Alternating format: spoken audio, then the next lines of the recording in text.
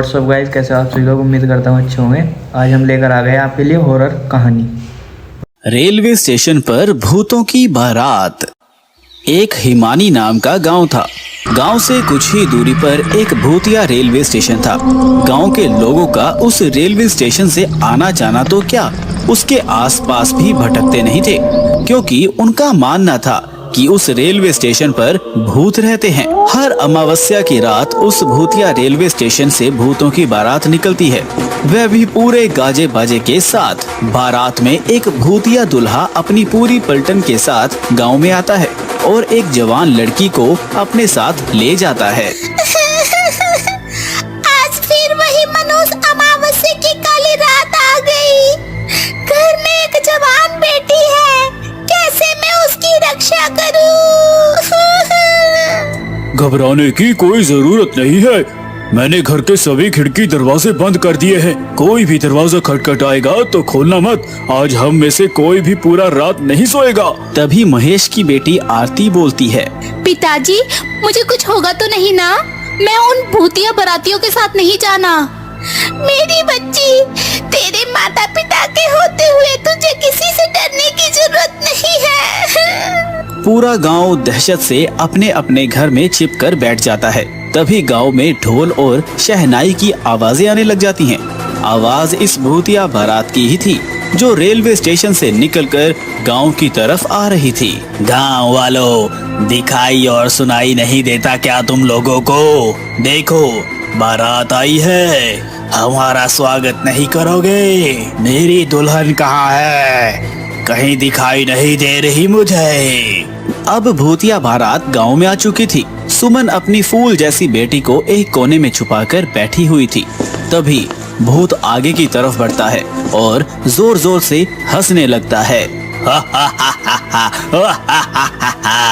आज तो मेरी शादी है, बिना दुल्हन लिए मैं यहाँ से जाने वाला नहीं हूँ। तुम गांव वाले मेरी दुल्हन को साथ विदा करते हो या मैं खुद तुम्हारे मातम के साथ उसे अपने साथ ले जाऊं? गांव में पूरा सन्नाटा था, मानो गांव में कोई इंसान ही नहीं रहता हो। तभी वह भूतिया दूल्हा महेश के घर में दरवाजा तोड़कर घुस जाता है। तुम्हारा दामाद आया है, स्वागत नहीं करोगे अपने दामाद का? मेरी बेटी को छोड़ दो, वो अभी बच्ची है। उसकी अभी शादी की उम्र नहीं है। बेशक तुम मेरी जान ले लो।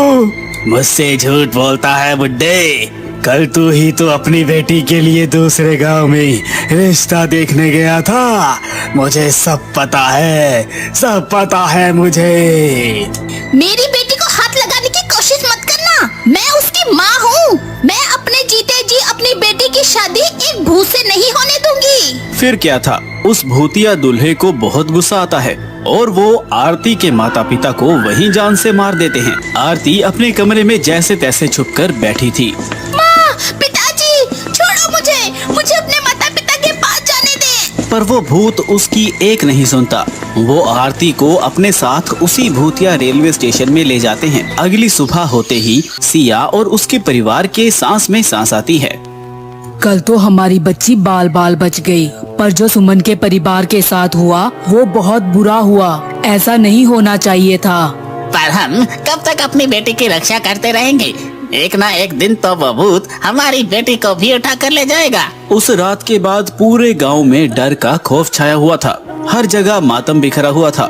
गांव वाले मिलकर आरती के माता पिता का अंतिम संस्कार कर देते हैं, लेकिन पूरे गांव वालों की जुबान पर बस भूतिया बारात की ही बातें थी। अरे गांव वालों, ये सब कब तक चलेगा? वो भूत बेधड़क आते हैं और हमारी आंखों के सामने हमारी बेटियों को उठाकर चले जाते हैं और हम बेबस लाचार बस देखते रह जाते हैं। महेश की बेटी आरती हमारी भी तो बेटी थी ना? बिल्कुल सही कह रहे हो। इस गांव की हर एक बेटी तो हमारी बेटी जैसी ही है। उन सब की रक्षा करना हम सब का फर्ज है। हम सब गांव वाले मिलकर उस भूत का सामना करेंगे, तुम चिंता मत करना। वह तो सब सही है भाई, लेकिन हम कब तक अपनी बेटियों को कबारा रखेंगे?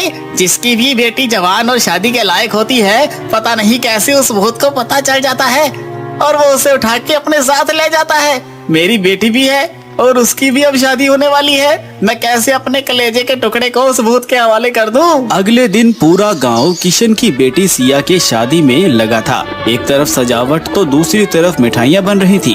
अब फेरों का समय था। दूल्हा दुल्हन मंडप में बैठे हुए थे कि तभी अचानक रेलवे स्टेशन से भूतिया बारात गांव की तरफ आ जाती है। सभी गांव वाले भूतों को देखकर अपने अपने घरों में छिप जाते हैं।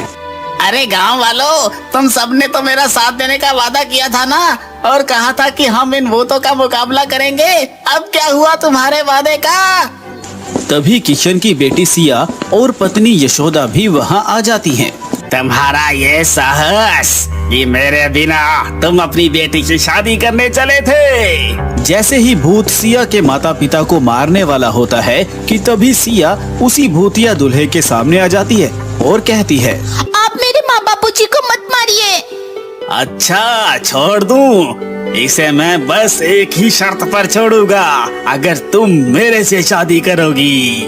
नहीं नहीं मेरी बच्ची, शादी के लिए तू हाँ मत भरियो। तेरी शादी से अच्छा है कि ये भूत हमारी जान ले ले। माँ, पिताजी, अगर इस भूत से शादी करने से आप दोनों की जान बचती है तो मैं ये शादी जरूर करूँगी। ये कहते ही भूतिया दूल्हा अपने बैंड बाजे के साथ सिया को अपने साथ भूतिया रेलवे स्टेशन की ओर ले जाने लगता है। रुक जा मेरी बेटी, तू ऐसा मत कर। किसी गांव वाले की हिम्मत नहीं होती कि उस भूतिया बारात का सामना कर सके, क्योंकि उस बारात में एक से बढ़कर एक खूंखार और चुड़ैल मौजूद थे। वहीं अशोक नाम का व्यक्ति अभी हाल ही में गांव में आया था और ये सब देखकर वो कहता है, ये ठीक नहीं किया हम सब ने। मेरी भी एक बहन है और उसकी भी उम्र शादी के लायक हो गई है। क्या उस सिया की जगह मेरी बहन होती तब भी ऐसा ही करते हम लोग। गाँव की बेटियों को हम यूं ही उन भूतिया बारातियों के हवाले करते आ रहे हैं। कल को मेरी नीलम का नंबर ना हो। भैया भाभी, मुझे बहुत डर लग रहा है। आए दिन इन भूतों का खौफ बढ़ता ही जा रहा है। दुल्हन का वो सुहाग का जोड़ा उनके मौत के जोड़े में तब्दील होता जा रहा है। बहन, तू चिंता मत कर, मैं इसका समाधान जरूर निकालूंगा और तेरे साथ साथ इन गांव वालों को भी इन भूतिया बारातियों से मुक्त कराऊंगा। इसके बाद अशोक जंगल में एक तपस्वी तांत्रिक के पास जाते हैं और उनके पास पहुंचकर अपने गांव का हाल बताता है।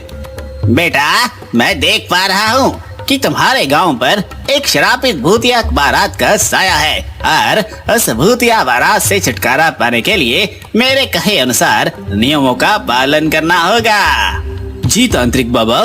इसके बाद वो तांत्रिक अशोक को समाधान और नियम बताते हुए एक गंगा जल की बोतल देते हैं और कहते हैं, जा बच्चा, तेरे और तेरे गांव वालों का कल्याण हो। जिसके बाद अशोक गंगा जल लेकर गांव आ जाता है और सभी गांव से कहता है, सुनिए गांव वालों, इस भूतिया बारात से छुटकारा पाने का एक उपाय मुझे मिल चुका है, लेकिन इस काम को पूरा करने के लिए मुझे आप सबका साथ चाहिए होगा। हम सब तुम्हारा साथ देंगे।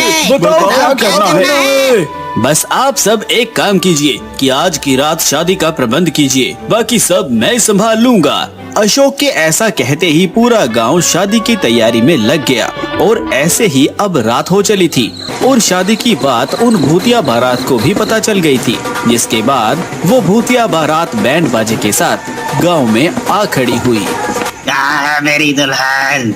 बताओ, कहाँ है मेरी दुल्हन? भूतिया दूल्हा मंडप में एक दुल्हन को देखता है और उसे अपने साथ भूतिया रेलवे स्टेशन के अंदर एक पुरानी सी ट्रेन के डिब्बे में लेकर चला जाता है, जहां पर बहुत सारे कंकाल ही कंकाल पड़े हुए थे। तभी वह दुल्हन घूंघट उठाते हुए कहता है, ये नहीं तुम्हारी दुल्हन, कर लो अब शादी। धोखा हुआ है मेरे साथ, धोखा। मैं तुम्हें नहीं छोड़ूंगा। भूत के ऐसा कहते ही अशोक अपने हाथों में छुपाए हुए गंगा जल को उस ट्रेन में पड़े कंकाल के ऊपर छिड़क देता है और बाहर निकल जाता है। जिसके बाद उस पूरी ट्रेन में आग लग जाती है और वो भूतिया बारात उस आग में भस्म हो जाती है। अशोक के इस काम से अब गांव में बेटियों की शादी अच्छे से होने लगती है और सब कुछ ठीक हो जाता है। श्रुति अपनी सास, पति, ससुर और 1 साल की बेटी पिंकी के साथ रहती थी। उनके दिन गरीबी में कट रहे थे। मोहन सारा दिन गांव के पास वाले रेलवे स्टेशन पर जाकर कूली का काम करता था, लेकिन उसकी कमाई से पूरे परिवार का खर्च चलाना भी मुश्किल पड़ता था। भाग्यवान, लाओ रोटी दे दो, बड़े जोरों से भूख लगी है। श्रुति, ओ श्रुति। मोहन श्रुति को आवाजें लगाने लगा, लेकिन कोई जवाब नहीं आया। ना जाने ये कहाँ चली गई है। मोहन घर में ही बैठकर श्रुति की राह देखने लगा। उसकी बेटी पिंकी स्कूल गई हुई थी और माँ बाप सो रहे थे। मोहन की भी राह देखते देखते आंख लग गई। कुछ देर बाद उसे किसी के कदमों की आहट महसूस हुई और मोहन जाग गया। कौन है? घबराइए मत, मैं हूँ। अरे श्रुति कहाँ चली गई थी? जानती हो मैं कितनी तेज भूख से रेलवे स्टेशन से सीधा घर आया था। लो मुझे जल्दी से रोटी दे दो। रोटी तो मैं दे दूंगी, लेकिन किसके साथ दूं? घर में एक भी सब्जी देखने को भी नहीं है। अगर ऐसा है तो तुमने मुझे इस बारे में पहले क्यों नहीं बताया? आपसे बोला तो था, लेकिन पैसे की तंगी की वजह से दिमाग इतना खराब रहता है, तो आप मेरी बात पर ध्यान नहीं दे पाए। ना जाने ये पैसे की किल्लत किस दिन खत्म होगी। पता नहीं, 2 वक्त की रोटी भी तरस तरस कर नसीब होती है। श्रुति ऐसा बोल ही रही थी कि तभी उसकी पड़ोसन, जो कि उसकी अच्छी दोस्त भी थी, वो उनके दरवाजे पर एक बर्तन हाथ में लेकर आई। अरे श्रुति, तू इसे घर ही बुलाई थी? किसे? ये खाना जो मैंने तुझसे बनवाई थी, जो मैंने थोड़ी सी तेरे लिए भी निकाल दी थी, लेकिन मैं तुझे बताना ही भूल गई। ये ले। तेरा शुक्रिया। श्रुति की पड़ोसन उसे वो बर्तन थमाकर चली गई। ये सब क्या है श्रुति? कुछ नहीं जी, वो प्रिया ने मुझे आज पूरी सब्जी और खाने की कई सारी चीजें बनवाई थी। बोल रही थी कि मैं खाना अच्छा बनाती हूँ, तो आज का ये खास खाना मैं उसके लिए बना दूँ। अच्छा, वैसे ऐसे लोगों के भी मजे है। अगर मुझे ऐसा खाना महीने में एक बार भी खाने को मिले तो मैं कभी भी अपनी जिंदगी को दोष ना दूं। दोष तो देना भी नहीं चाहिए। ना जाने कितने लोग हमारी जैसी जिंदगी के लिए तरसते रहते हैं, इसीलिए हमें हर हाल में खुश रहना चाहिए। अच्छा चलिए, अब बहुत बातें हो गई, जल्दी से आप खाना खा लीजिए। इतने में मोहन ने अपने हाथ और मुंह को धोया। इतनी ही देर में पिंकी भी स्कूल से आ गई और पड़ोसन के दिए हुए खाने को श्रुति ने अपनी सास, ससुर और पति और बेटी के बीच में बांट दिया। वाह वाह वाह, मजा आ गया। श्रुति, क्या ये सब खाना सच में तुम ही बनाई है? आपको कोई शक है? नहीं नहीं, बिल्कुल नहीं। मैं जानता हूँ कि मेरी बीवी बहुत ही स्वादिष्ट खाना बनाती है, तभी तो हम पूरे हफ्ते सिर्फ आलू खाकर ही अपना गुजारा कर लेते हैं। मोहन की बात सुनकर सभी हंसने लगे। थोड़े से खाने में गरीब परिवार ने अपना पेट भर लिया था। प्याज या सिर्फ नमक से रोटी खाने वाले लोगों को अचानक ही इतना स्वादिष्ट खाना मिल जाना किसी खजाने से कम नहीं था। उनके दिन ऐसे ही गरीबी में कट रहे थे। ना उन लोगों के पास कुछ अच्छा खाने को था और ना ही पहनने को, लेकिन फिर भी वो लोग हंसी खुशी अपना समय बिता रहे थे। एक दिन मोहन का दोस्त राज ट्रेन से उतरकर उसे देखकर उसके पास आया। अरे मोहन, कहाँ है भाई? अरे कौन भाई? पहचाना नहीं? तेरा दोस्त, तेरा यार हूँ मैं। अरे अरे राज, आजा भाई आजा। कैसा है? बढ़िया, तू बता, इतने समय बाद तेरे क्या हाल चाल है? हमारा भी सब बढ़िया। बस बहुत सालों बाद गांव आया था और मैं ट्रेन से उतरते तुझे देखा तो सोचा बचपन के यार से मिलता चलूं। बहुत अच्छा किया, आ घर चल। नहीं नहीं, बस अभी ही मुझे लौटना है। वैसे मोहन, इतने सालों में तू तो काफी बदल गया, लेकिन ये कुली का काम आज भी वैसा ही है। तूने ये काम छोड़ा नहीं? तेरा काम वाम सही चल रहा है या नहीं? तू खुद ही देख ले, बस यही काम है। क्या भाई, इतनी महंगाई के जमाने में तू सिर्फ इस कुली के काम के सहारे अपना घर चलाता है? तो मैं और क्या करूं? मेरी मान, तो इस काम को छोड़कर कोई दूसरा काम शुरू कर ले। दुनिया कहां से कहां पहुंच रही है और तू आज भी यहीं अटका हुआ है। जानता हूँ, लेकिन मैं क्या काम शुरू करूँ? कोई भी नया काम करने के लिए पैसों की जरूरत पड़ती है, जो कि मेरे पास देखने को भी नहीं है। तू चिंता क्यों करता है? अभी तेरा दोस्त जिंदा है। मैं दूंगा तुझे कारोबार लगाने के लिए पैसे, और जब तेरा काम चल जाए तू मेरा पैसा लौटा देना। राज ने मोहन को उम्मीद की एक किरण दिखाई। मोहन को भी राज का विचार अच्छा लगा और वो दिन भर बस यही सोचता रहा कि वो क्या करे। अकेले दिमाग मारने से अच्छा है कि मैं इस बारे में माँ और श्रुति से बात कर लूं। मोहन ने घर जाकर सभी को पूरी बात बताई। सभी बहुत खुश हो गए और तब मोहन की माँ आस्था बोली, मेरी बात मानो तो कोई ढाबा खोल लो। मेरी बहू इतना अच्छा खाना बनाती है कि कोई भी उसके हाथों का खाना खा के दीवाना हो जाएगा। मोहन को अपनी माँ का विचार पसंद आ गया। तो ठीक है, तय रहा। श्रुति, मैं राज से पैसे लेकर गांव में ही एक ढाबा खोल लूंगा और तुम और मैं उस ढाबे को मिलकर चलाएंगे और हर दिन खाने का मेन्यू चेंज रखेंगे। जी बिल्कुल सही कह रहे हैं आप। सभी ने मोहन की बात पर गर्दन हिला दी। अगले ही दिन मोहन ने राज से 30,000 रुपए उधार लिए और वो जरूरत का सारा सामान ले आया। श्रुति ने भी बड़ी ही मेहनत से भगवान का नाम लेकर खुशबूदार खाना बना दिया और दोनों पति पत्नी ग्राहकों के आने की राह देखने लगे। सुनिए जी, यहाँ तो कोई नहीं आ रहा। सब्र रखो श्रुति, कोई तो आ ही जाएगा। सुबह से शाम हो चली थी, लेकिन अभी तक कोई भी उनके ढाबे में नहीं आया था।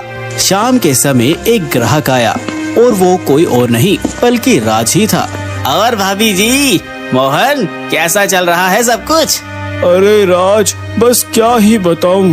तू बैठ, मैं तेरे लिए गर्मा गर्म खाना लाया। हाँ भाई, जल्दी ला, वही तो खाने आया हूँ। मोहन ने राज को खाना सर्व किया।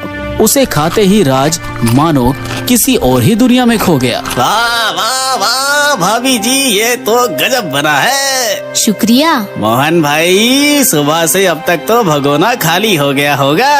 अरे कहाँ यार, तू ही पहला ग्राहक है। मुझे तो फिक्र है कि अगर ये काम नहीं चला तो मैं तेरे पैसे कैसे लौटाऊंगा। वैसे तो ये होना ही था भाई। तुझे अपना ढाबा यहाँ नहीं, किसी ऐसी जगह खोलना चाहिए जहाँ लोगों का आना जाना रहता हो। इस गांव में तो हम जैसे गरीब लोग हैं, ये कहाँ बाहर खाएंगे। मेरी मानो तो भाभी जी, कल से आप रेलवे स्टेशन पर ये ढाबा लगाओ, तब आप देखना वहाँ हर पल लोगों का आना जाना लगा रहता है। दोनों पति पत्नी को राज की बात समझ में आ गई।